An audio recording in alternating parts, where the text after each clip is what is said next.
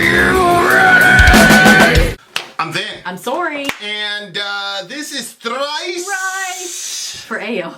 Really? Ayo. I don't know why. Every time I see that, that's all I think of. And then I think of YOLO. Is this Ayo like Tasco? Ayo Tasco? Or is it another Ayo? I don't try to assume Okay. unless they specifically say. This is a better bridge from the band Thrice. Tell the beautiful people, Sori, how they you can want to get your song reacted to, all you do is you either go through PayPal, which is vinandSorimerch@gmail.com, link is in the description, or you can jump on Patreon on the $125 tier. If you have done this with us 3 times, whether it was at the $125 or the old $75 price, after you've done it 3 times, you're automatically going to get to sneak back to the $75 price per song. So that's what the big homie Ayo decided to do, and he picked Thrice, A Better Bridge. If you're like, I don't have to get my song reacted to right away, and I am actually in the market for looking for some friends, then another great way of doing that. Sori. Another great way of doing that is you can jump on Patreon for as little as $1 a month, and you just say, I would like to join an alliance, Sori, because I'm the one that predominantly talks on Patreon. Please, those people will go after you, the alliance leaders. And you get on Discord. Sori is very active on Patreon. 99.99% of the time when you're talking to somebody from our channel on Patreon, it's this beautiful girl right here. If you send messages, that's where I put other posts, but the posts don't come as often as like chatting. So anyway, so that's what you can do. And they all meet up on Discord, and then you can chat and enjoy each other and have a great time, and I don't know, all kinds of stuff. It's also they're running an art thing right now where you get to send in your art and submit your art, and whoever wins actually gets a little Teespring treat. So, which one of these bad boys? It's a good shirt. You can get one of those. All right. Thrice. Oh, he doesn't even know. Thrice. Okay, the print on the shirt is much better. If you'd have seen it before, you'd agree with me. I think it's acceptable. That's not what I was going to say at all. I shall tell you later. Okay. Ready? Better bridge? Yes. Okay. Everybody ready? Yeah. Wait, what happened? Why is it not playing? Oh, right there. Okay. Ready?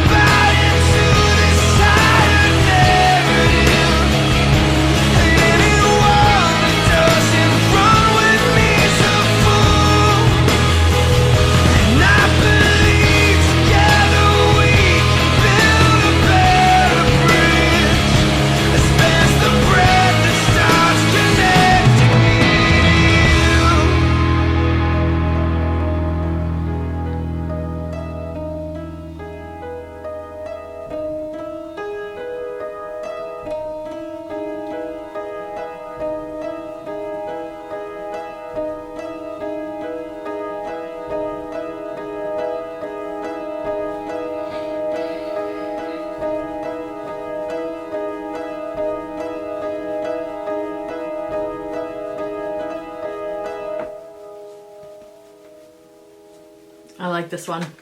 That's good. It's a good one. That's really good. Important. Definitely talking about our current seats in Laban, that's for sure. It's so funny because at first it switched multiple times for me. At first I was like, oh, okay, of course, I make everything a relationship song. So I'm like, okay, it kind of reminded me of us. Is that why you were awkwardly staring at me like that? It's so hard to understand just where you're coming from to try to see things from a different point of view. I'm trying not to pigeonhole, because when we're in an argument, I always feel like you're trying to pigeonhole me. And I'm like, no, I don't want to be in this type of, you know what I mean? So that was kind of what I was seeing. And then when he said, I'm sick of human hearts reduced to red or blue, I was thinking the red or the blue pill, like reality or Bloods the or reality Crips. or what you want to believe that it is. You know what I mean? But then I think that they're talking about political, because there's the red party, the blue party. But I always like to go to that last. The politics last. But I think it's a beautiful song. I loved the sound of his voice and the way that the song kind of went. It had this sort of peaceful but a hopeful sort of coming together. Remember that time we were there was a group of us. It was a very large group of us, and we were all worshiping together, and then we created a giant circle. Remember that? Yeah, that happened a lot. Yes, I know. But the first time that it happened, because it was so spontaneous and nobody expected it, and were we at your house?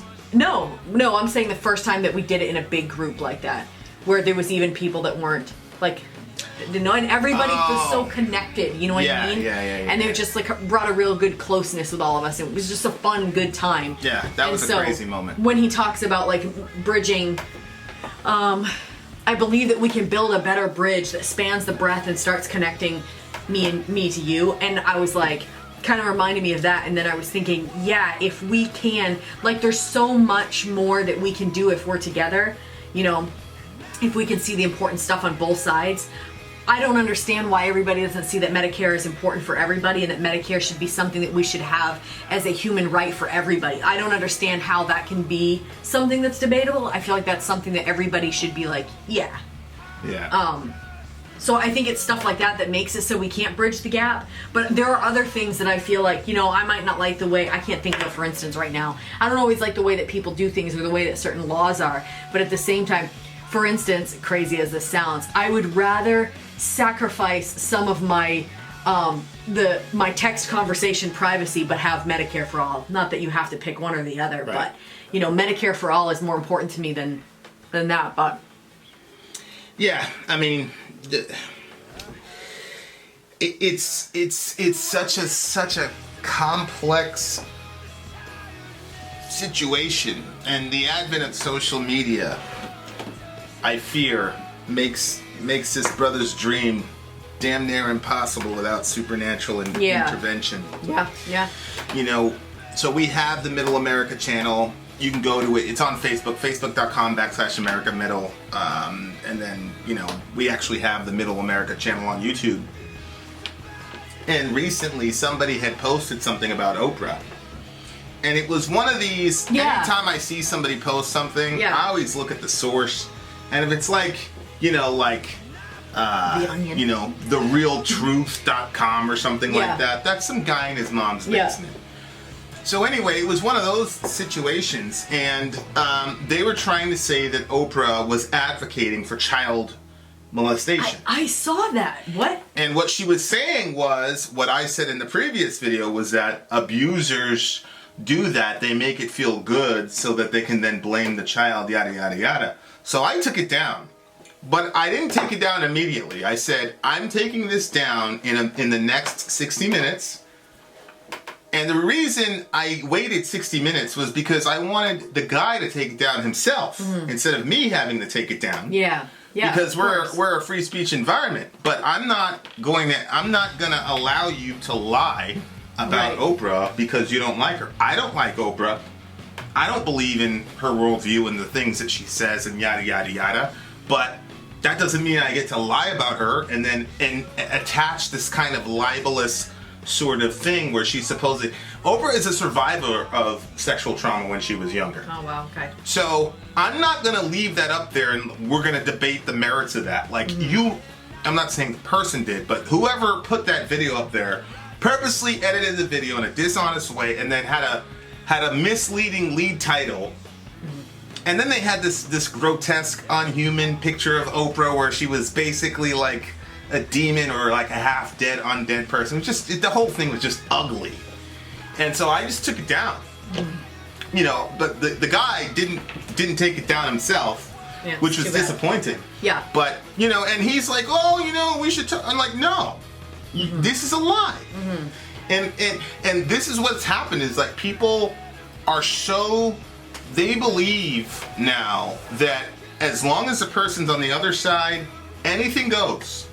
So this, you know, you're not up on it. I haven't shot a Middle America video in a while. I need to start up again. But, you know, Obama and the rest of his crew wiretapped Trump's towers and then set this guy Michael Flynn up and like you see the transcripts, like they're having conversations like, are we going to set this guy up? We're going to do this. It's crazy. But because it's Trump, people are fine with it. It's like, because you hate Trump so much, you're willing to overlook a massive breach of security and security, personal privacy. And Obama's done this before with the whole Verizon thing and the IRS scandal. Like he's done, like Jimmy Dore has done a lot of really good exposés on Obama. And what the heck? You can't just go listening to the President of the United States. Yeah. There are private conversations going on there that the rest of... You're leaving office, but because it's Trump, that's okay, because we hate Trump and he's horrible and we got to get rid of him by any means necessary. And everybody's all of a sudden Machiavellian in there. Yeah. Like, and it's like, don't you understand where that could go? Oh yeah. Hello? If they could do that to Trump, what do you think they're gonna do with us, bruh? So it's the same thing with the whole Me Too thing with Biden versus Kavanaugh and all the people that were crucifying Kavanaugh. And to this moment, I don't know, and nobody can know whether or not he was innocent. Now or guilty. Now we know that a couple of the folks that corroborated the story recanted. We know that, and we know that somebody very close to her said, and female said, I don't think that happened. We know that, but we can't definitively know whether he was guilty or innocent. We can't know. But the way that they're looking at the Bible, it's real ugly. If you don't like somebody, it doesn't matter what type of injustice. We can lie about him. We don't like Oprah. You know, I'm a right winger, and Oprah's like one of the big figureheads on the left wing. So I'm gonna post some lie about her, and I don't care if it's true or not. I'm not even gonna vet it if it's true. It's like, what if that was you?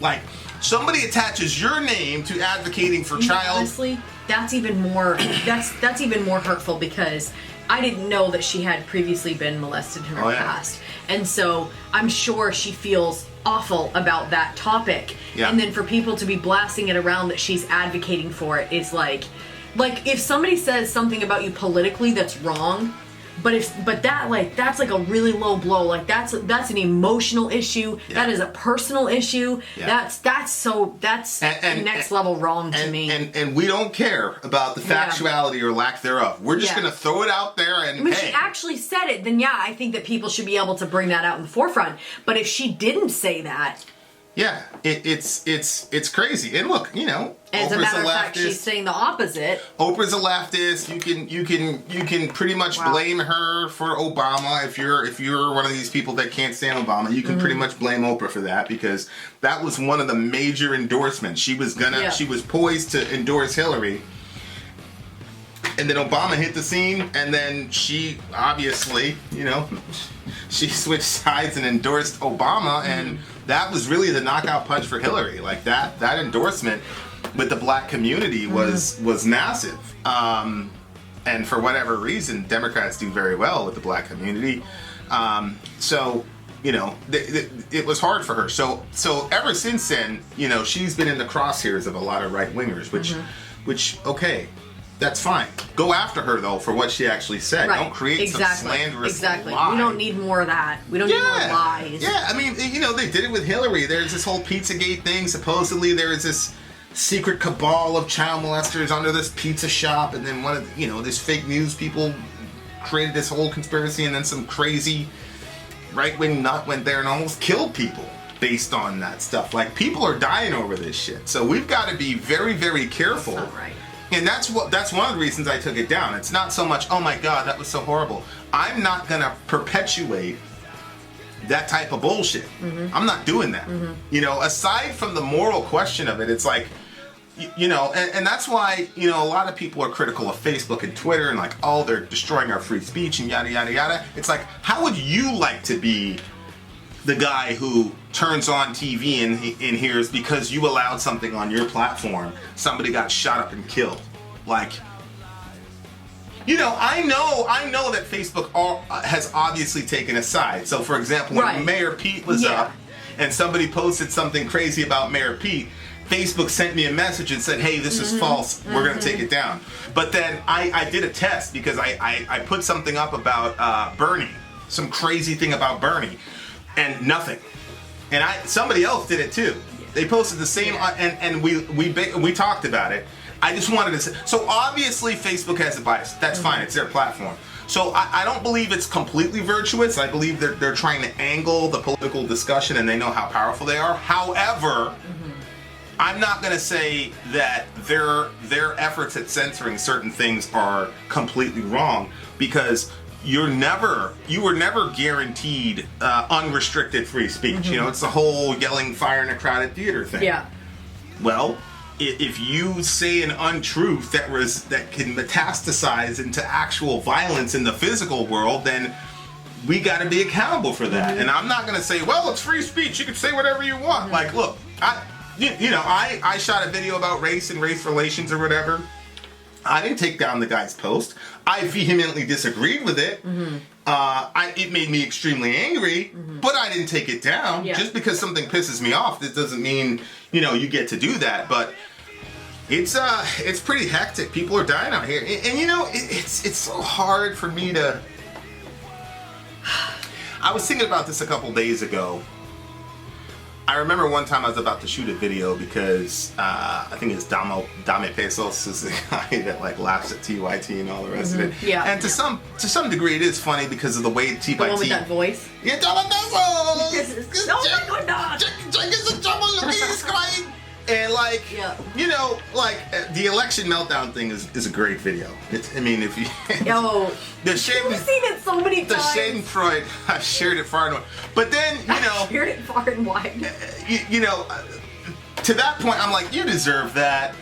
Just the way that they are, you deserve. But then there was this one particular one where it was clear that Bernie was done, and Cenk was emotional.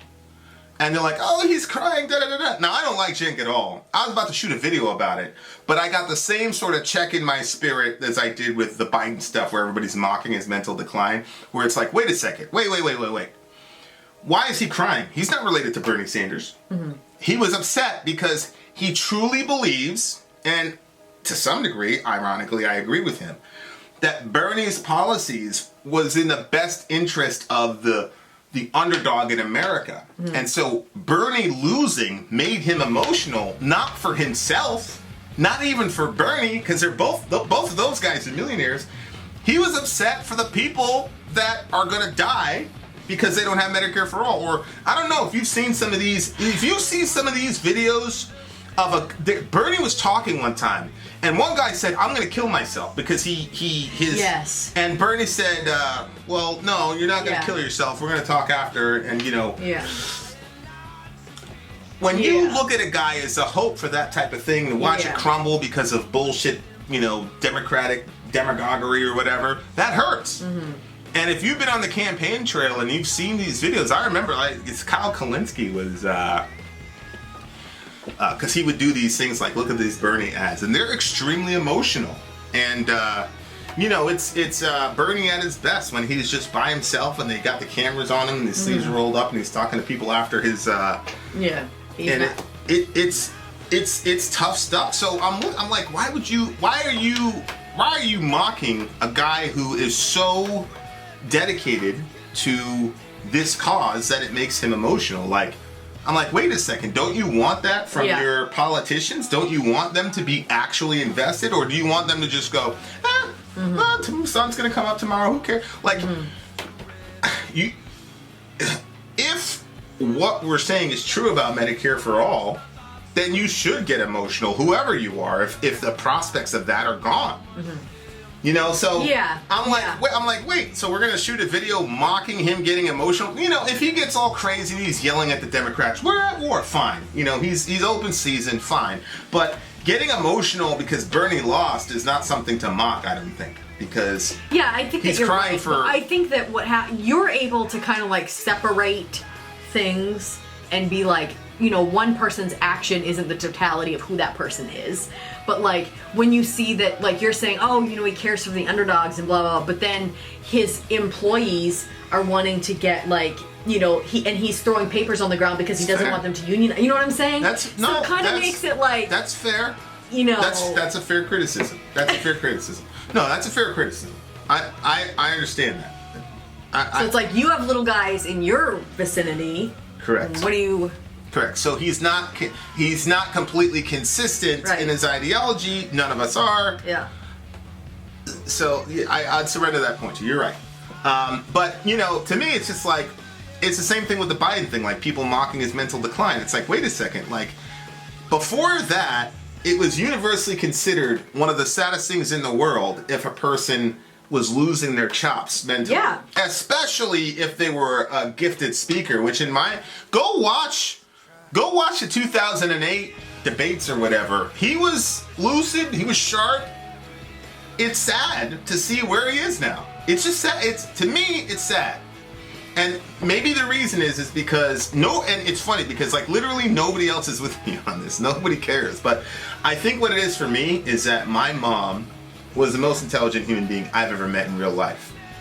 And we got in this massive, you know, car accident. We all should have died. I mean, you know, as a kid I had no idea.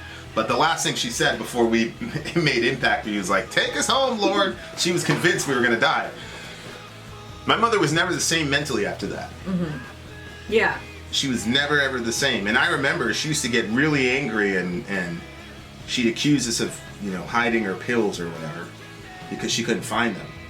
And I didn't know what was going on as a kid. I'm like, what the hell? Why would I want your pills? Like, I want to play Nintendo. Like, but it was just, she was so frustrated that she couldn't get her mind to go to the places that it did before the accident. So I'm looking at Biden and I'm like, it's horrible. That guy's losing his mind, literally losing his mind in front of all of us, and it's this giant joke. And but I understand, you know, the Jimmy Dore thing, where Jimmy Dore was like, "Hey, man, you know, like, you're trying to be the president. You're trying to be the most powerful person on the planet Earth, and you're trying to tell us that you have enough mental capabilities to run the ship, and you don't, so you deserve whatever we give you." Is that the argument? Well, it's not just that. It's also the way that he comports himself with every, you know, I don't know about every, but lots of little girls and women, and there's so many videos of them cringing and pulling away from him when he was fully in his right mind that I feel like, look, you used your mind and your abilities to do, and what he did with his son as far as, you know, getting that guy fired so that way. So you used your mental capabilities for evil, and now you're in mental decline.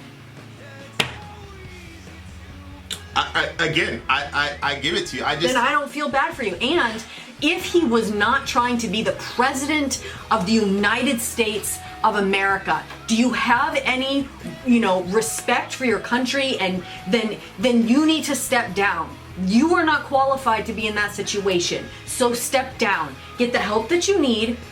And we're not going to laugh at him when he's in that situation. But when you're trying to, it's like if somebody, you know, if somebody was not very athletic and they were, you know, they're making a mockery of the NFL by trying to get in. But if they were athletic, and then they had 10 years ago. Yeah, but you're not anymore. And then you started to see the decline. This happened with sports figures all the time. It happens with Michael Jordan. So, for example, Michael Jordan did not retire a Chicago Bull. He retired as a Washington Wizard. But he wasn't Michael Jordan, and nobody even wants to remember that time period. So they're calling it the last dance and the last shot. It wasn't his last shot, but nobody who saw this man in all of his glory wants to even think about the time when he was there. It's the same thing with Brady. Brady's dad said, not the president. Brady's dad said, you know, this is not going to end well because his He's gonna mind go till then. his mind is not going to be able to process what's going on with his body. So I understand everything that you're saying. I'm just saying at the human level, it is always sad when It's a not person. nice to laugh at people. I get that. Yeah. Yeah, it's you wouldn't do that if it was your dad. Like if it was your dad running for president. And No, he but was I would clearly, be telling him, Dad. Yeah, you would be telling him like, "Yo, hang it up." I'd be telling him like, "Yo, hang it up, Yeah. bro." I feel like people are not saying that to him. Oh, I I'm think sure. Obama I'm said sure it. there's people around him But saying his that. wife But was like, I'm just sure there's swallow people. it. No, I'm not going to swallow it. No, yeah. You face him and tell him he should stand down. Don't come out here and tell me to swallow it. Yeah. No. Yeah, no. What I'm talking about here is we're losing our humanity. Is what Yeah, I'm I saying. hear you.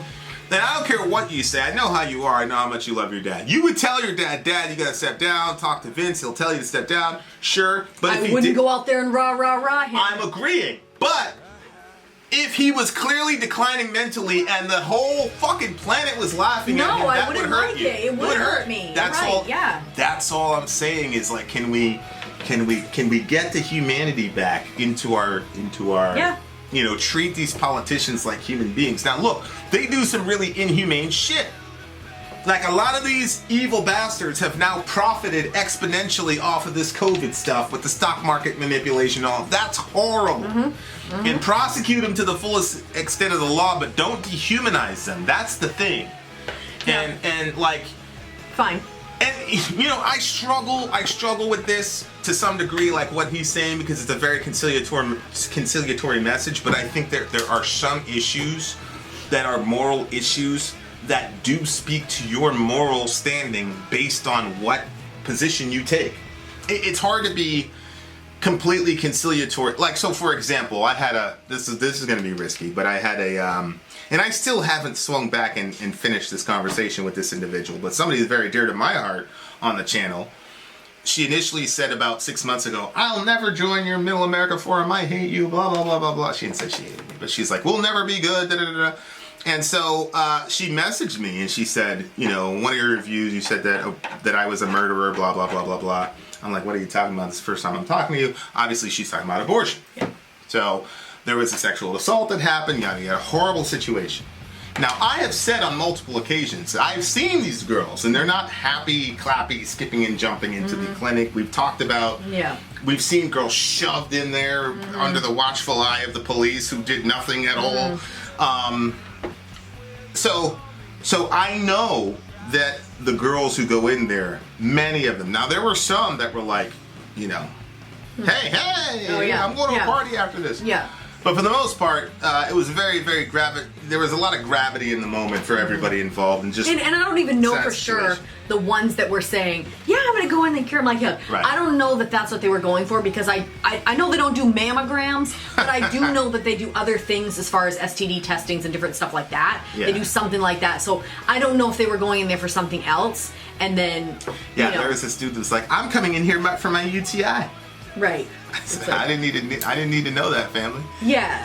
Thank you. But like, so that's a hard issue to me, because to me it is on par with the Holocaust, with slavery. Absolutely. Yeah. And the other side of it is, for me, as a black person in America, I know what it's like when your community, your culture, the courts tell everybody, these people aren't human, you can do whatever you want to them, they're essentially your property.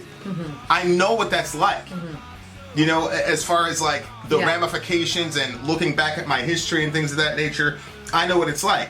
So I'm in a position where I have the ability to advocate for people in the exact same situation. I'm going there. But then I'm like, but there's other people who are completely fine with dehumanizing these people and killing them.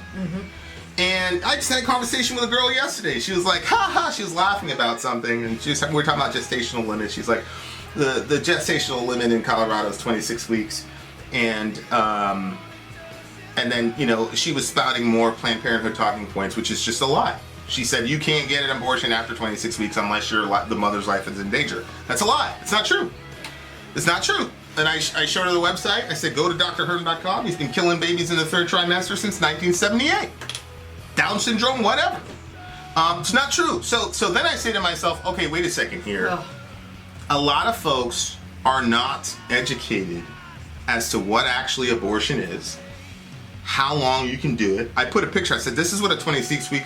The girl we saw at the meat place we were at today, she's 6... That's 6 months. It's 6 months pregnant. Like, what are you talking about? Like, 26... She was like, point of viability. Like, 26... That's 6 months. What do you mean? So that is hard.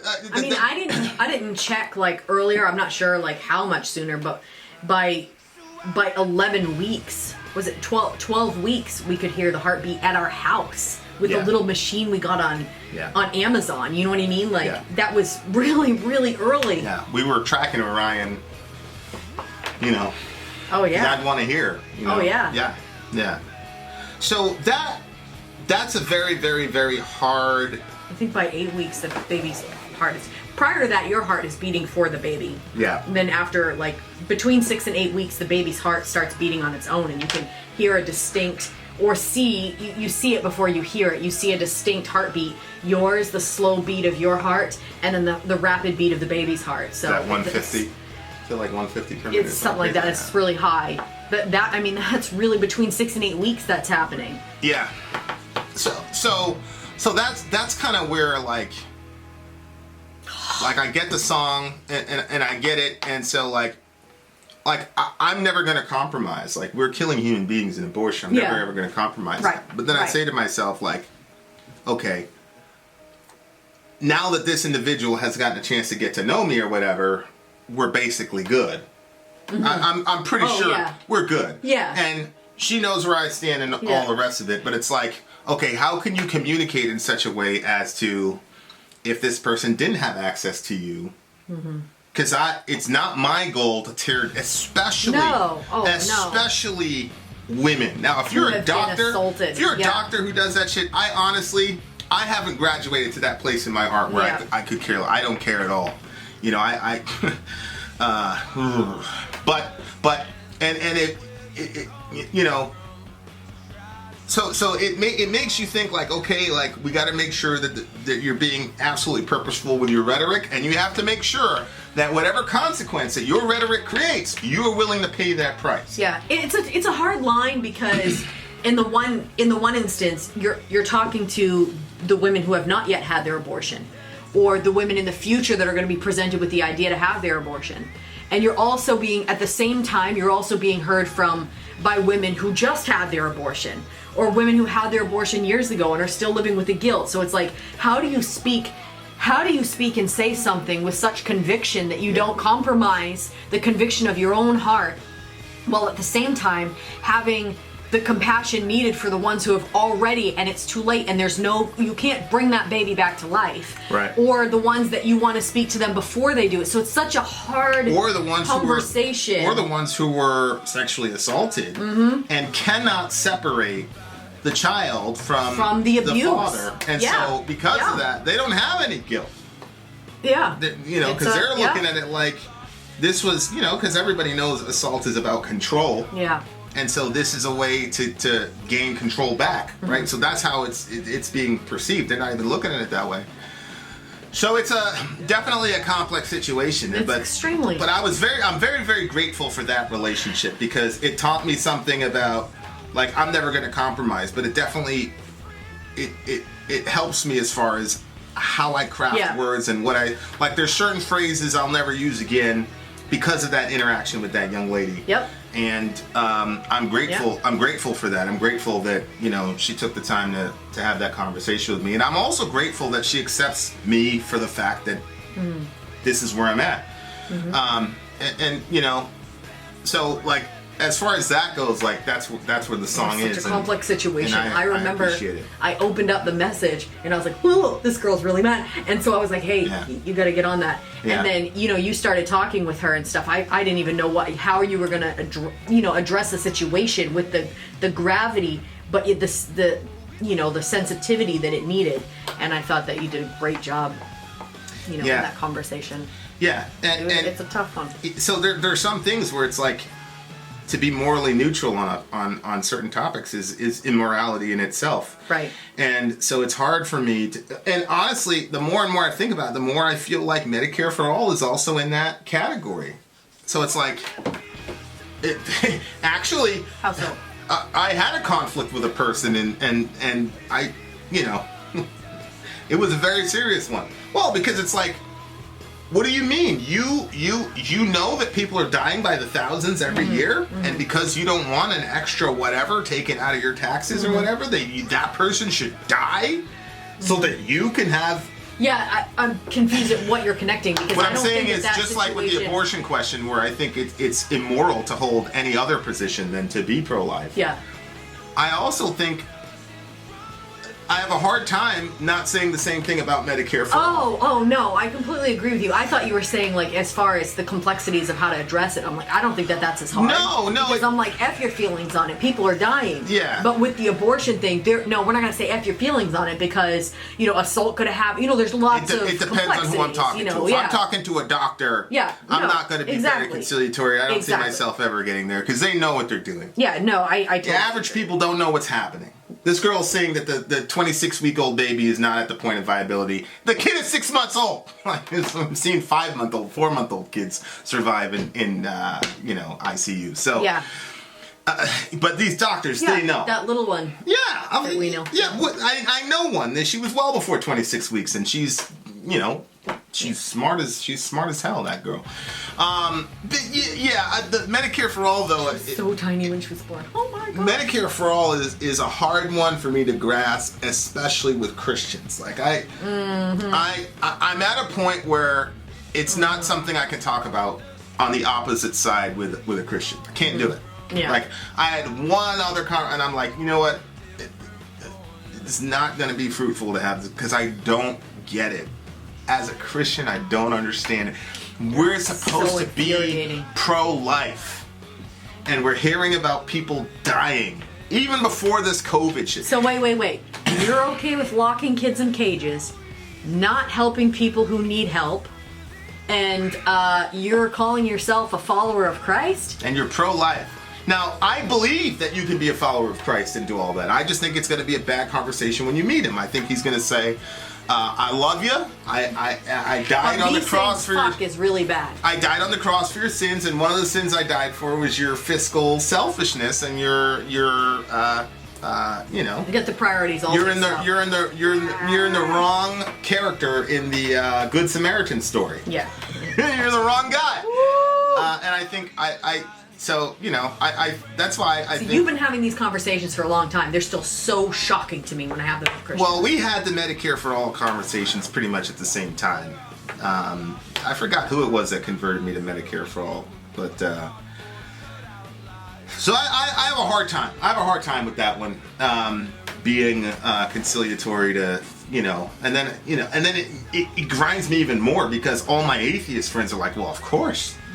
And because of the channel, we've got friends literally from all over the planet. Yeah. So then that's the other thing. Like, people I talk to Dan or whoever, and they're like, well, yeah, Nate, of course. Ian will say, yeah, there's some issues with the NHS, but but so when I hear my atheist friends do it, I'm like, oh my gosh. I know. How are they more Christ-like in there? But anyway, I'm sure that there's, anytime you point a finger at a person, there's 4 or 5 of them looking back, and, it wasn't, 15 years ago, I was a pro-war, hyper-capitalistic, yada, yada, yada, yada person, and I went through a metamorphosis. So, I mean, and I'm sure, 5 years from now, I'll probably look at my old videos and be like, what the hell was I thinking? It's a very hard thing to do. Inshallah, we can make it work.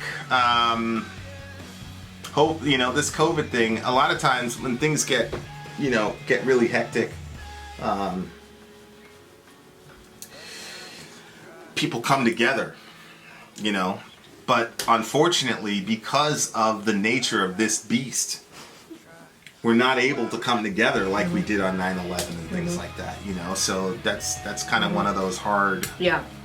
And that's one of the reasons I'm good with putting out 3 videos a day for the near future. Whatever, but we're working hard for you guys. There's no real good conclusion to this video. Very good song. What do you give it? We went all over the place here. 9.8. 247,855. I made some beef jerky for Vin. Is the number. it's super, super spicy. Send me it's an supposed email. to be. I use some really hot peppers in there. And so I'm so afraid, like, every time my eye itches, I'm so afraid to, like, touch it, because I've done that before. It burns so badly. Yeah, I think a 9.8. I really enjoyed it. I like the sound of his voice, and I like the idea of it.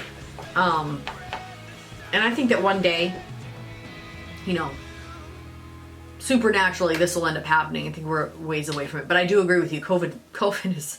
yeah. It's not bringing us together. No, we're separated, and I think we're agitated, and people are getting tired of being kind of locked up, especially if you're in a state where all of a sudden summertime is hitting, and it's like, why am I still cooped up in here? And are there other states where summertime's not hitting? Are there some states that are like out of the? Well, like California, yeah. I mean, you know what I mean? Like, it's already nice. Yeah. But like for Maine, you're like literally cooped up all winter, and you look for like the summertime is like, okay, finally I can breathe outside, and it's like, wait, I've been cooped up, and now you're gonna tell me I'm gonna be cooped up during my short little 3-month span of summer? Yeah. It's just, it's very agitating. That does make sense. You know? That does make sense. Anyway, what did you give it? Solid 9. Well, 8.5. It was a little bit repetitive. Oh, yeah, I was good with it. I like the song. It was a little bit repetitive. Very, very good discussion. And there's a number. Send me an email. I don't know what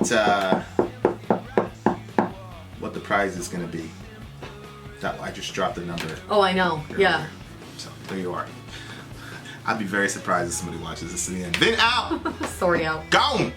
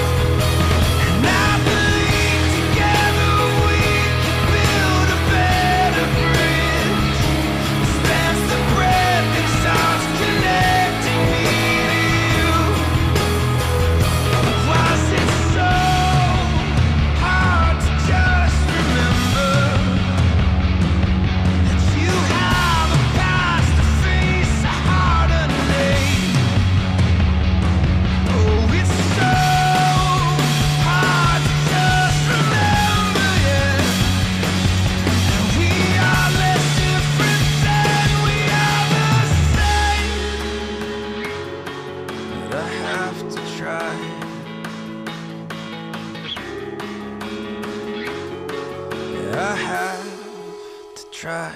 So I refuse to bow.